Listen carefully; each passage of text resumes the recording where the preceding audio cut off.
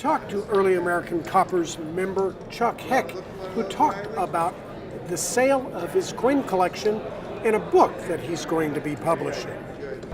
Well, he's finally doing it, and I totally support him. He's ready for it. And we're happy. Well, you heard Karen make the intro. It's time. It's time to sell the collection, and I've loved the 1794s. John Adams was an inspiration for me. And go back in time, we've had Homer Downing, we've had William Wallace Hayes, we've had Edward Maris. I have a complete set of all the numbered varieties. I've been lucky.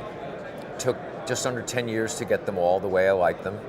I have one NC, and the collection will be sold by the Goldbergs through Chris and Bob, CVM, and Macaulay Grellman, rather.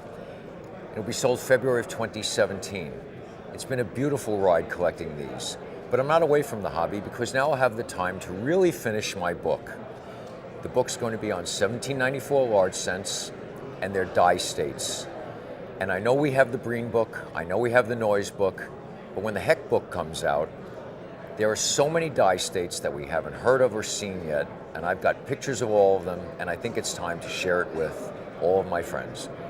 So hopefully Philadelphia 2017, that's the goal. Get that book written and get that book read. It'll be interesting. Thanks. What inspired you to champion the 1794 large cent? That's a great question that David just asked. Championing the 1794s. Well, I'll tell a little story. I'm known for telling stories. Back at the first COAC conference that was sponsored by the ANS, American Numismatic Society, and Stax, George Ewing, a 1794 large cent collector, came up to me and put a beautiful large cent, 1794 large cent, in my hand. At that time, I didn't even know how to attribute them. I didn't know what it was, but it was beautiful. And he said to me, Chuck, $3,000 for you. $3,000. I was collecting coins that cost me $30. This is back in the 70s, early 80s rather. And I said, thank you, George, but I can't afford that. He put his arm around me and he said, Chuck, someday you're going to collect 1794 large cents. So I knew George was nuts. However, he's up in heaven now. He was right. I got bit by the bug back in, I guess maybe 20 years ago. I saw a coin, 94, I bought it for $800. I got hooked and I loved it.